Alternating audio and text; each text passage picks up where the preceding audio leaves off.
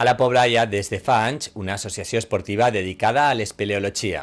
Per donar a conèixer tot el que comporta aquesta activitat, des de dissabte passat poden veure una exposició fotogràfica i del material que fan servir quan entren a les coves. L'espeleologia és una ciència, l'objecte de la qual és l'exploració i estudi de les coves.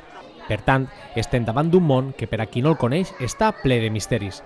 El grup espeleològic valencià ha volgut treure a la llum tots aquests misteris amb una exposició fotogràfica que es pot visitar a la Casa de la Cultura des del passat dissabte fins al 8 de desembre. És simplement un recorregut de l'espeleologia tal com jo l'he practicat des de l'any 68 aproximadament als nostres dies. Exhibim materials, cascos, bloquejadors, mosquetons i diferents materials que hem usat a lo llarg del temps. Amb aquesta exposició es vol donar a conèixer no sols l'espeleologia als veïns del poble, també es vol promocionar al grup espeleològic valencià, associació esportiva de la Pobla que compta amb pocs anys de vida però amb membres molt experimentats. El que interessa és que la gent conega que n'hi ha una activitat més així en el poble, que n'hi ha un grup propi del poble, de gent del poble, i que se poden fer moltíssimes activitats, no solament en l'espeleologia, sinó en descens de barrancs, en senderisme.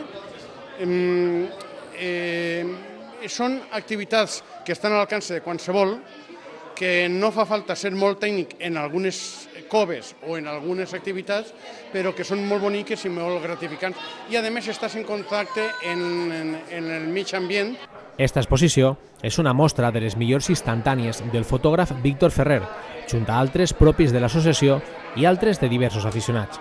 Víctor és un dels majors experts al món de la fotografia espeleològica i és membre del Club d'Onda, de la Federació de la Comunitat i del Grup de la Pobla.